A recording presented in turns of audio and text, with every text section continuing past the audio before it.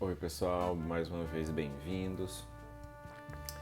Nesse momento a gente vai fazer uma reflexão que vai ser uma base para nossos estudos em genética.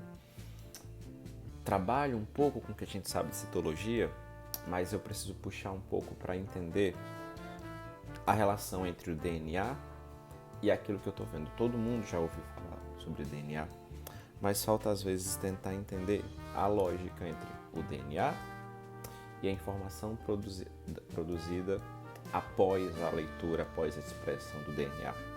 Então eu preparei um pequeno mapa. A gente vai trabalhar agora sobre a ideia de análise, entendimento do DNA e como esse DNA vai originar uma característica, certo?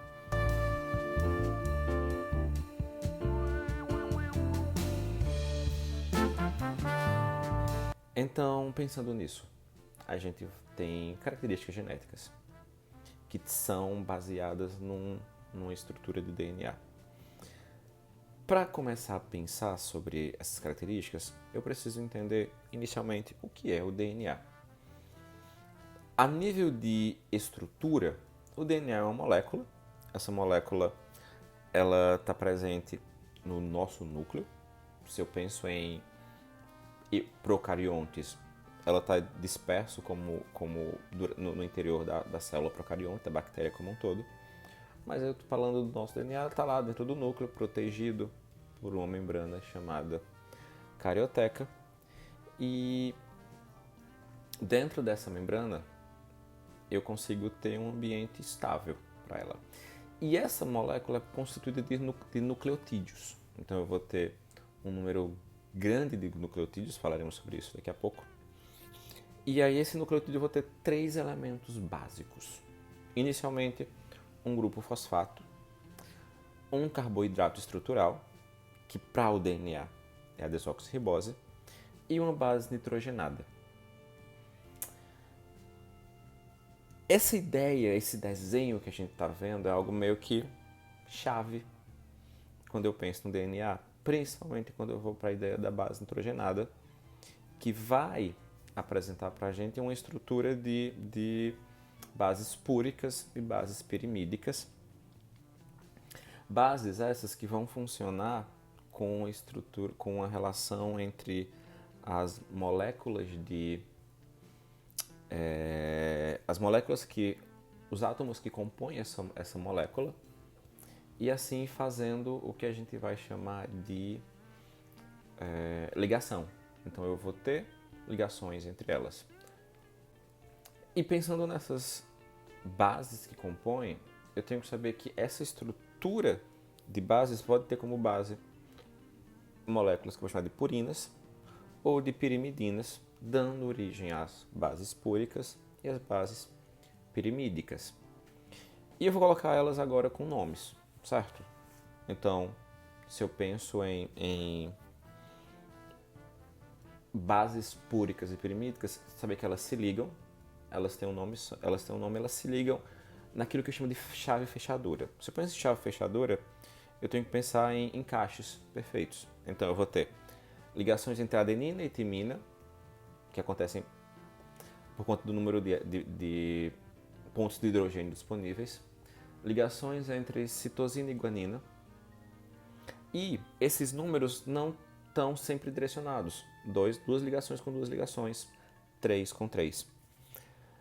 Isso permite que eu tenha uma estrutura que vá formar uma cadeia. Uma cadeia que naturalmente se organiza como uma dupla hélice. A gente vai trabalhar depois sobre os trabalhos de Rosalind Franklin e de Watson e Crick sobre a estrutura do DNA. Mas a gente já compreende que a constituição é uma das características que é responsável pelo formato de dupla hélice. E isso vai gerar para mim essa organização de nucleotídeos, principalmente das bases A, T, C e G, vai gerar um código genético. Esse código para nossa célula, para nós seres humanos, tem seus 3 bilhões de pares de bases em cada célula. Isso é que eu já vou chamar de genoma. Então, quando eu falo em projeto genoma, ele serviu para entender a ordem dessas pares de bases, como cada um funciona. E aí eu chego à ideia do que é um gene. Pego um número de pares de bases, e esse número de pares de bases vai dar origem a um gene. Então, um pedaço desse DNA que tem, para nós 46 pedaços, são 46 cromossomos. Cada pedaço específico que tem uma função, eu vou chamar de gene. E eu posso pensar num código qualquer para esse gene. Vai ter uma cadeia e outra complementar de DNA. E eu vou ter processos que vão fazer com que essa cadeia, com que essas duas cadeias gerem informações. O primeiro desses processos é chamado de transcrição.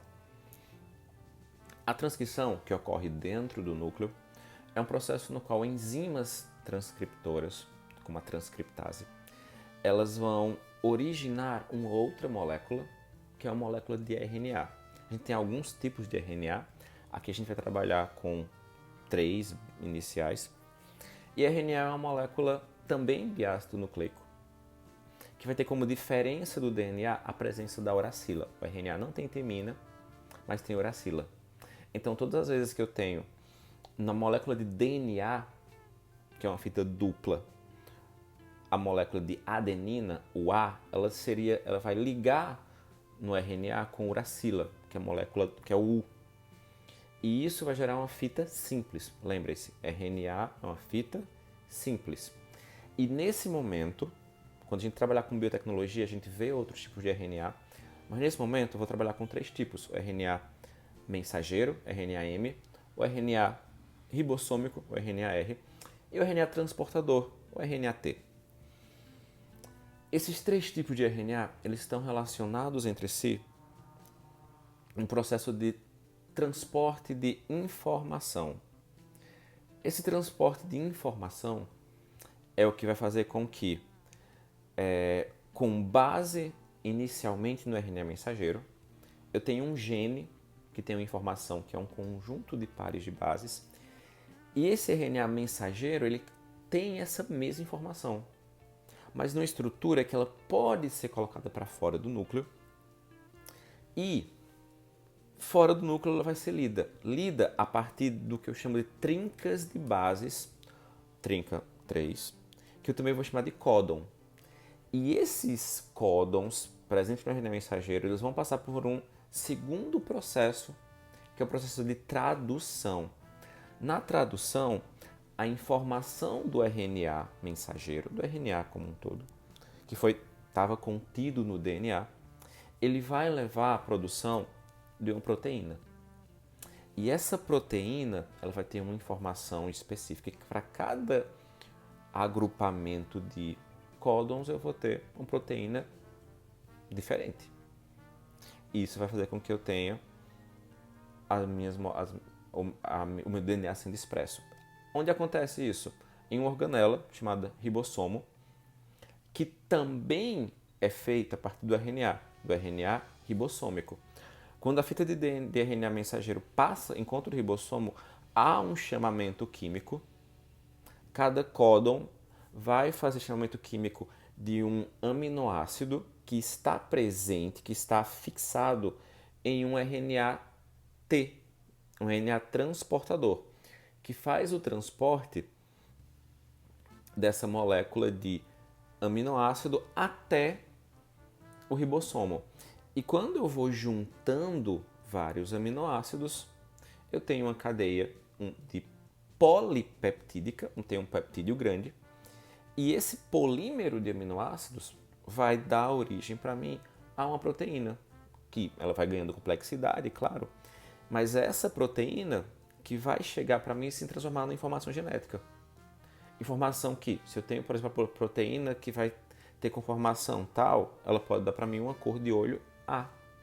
Se a proteína tem conformação diferente dessa inicial, ela pode dar para mim uma cor de olho diferente. Tudo dependendo da expressão daquela proteína. Essa expressão quer dizer da maneira como aquela proteína está sendo apresentada, como eu estou vendo a proteína naquilo que eu vou chamar de fenótipo. Então, aquela informação genética do gene vai finalizar com esse fenótipo. Eu acho que com isso a gente consegue tentar, com esse final desse mapinha, consegue tentar pegar uma ideia geral de como a informação que está no DNA chega até a minha célula, para que aí sim a gente possa começar a entender lógicas que eu posso encontrar, por exemplo, quando eu vou estudar genética mendeliana, genética não mendeliana, que não é o nosso passo agora, mas esse vídeo vai te dar caminho para o próximo vídeo que vai falar de genética. Caso você já saiba disso, fica uma revisão. Se você não precisa desse início, isso é uma forma de tentar ligar a estrutura citológica do que eu encontro dentro de uma célula, do núcleo, com a fisiologia que vai dar origem a uma informação genética. A gente termina por aqui e você pode já continuar vendo os vídeos que vão falar sobre genética. Tchau, pessoal!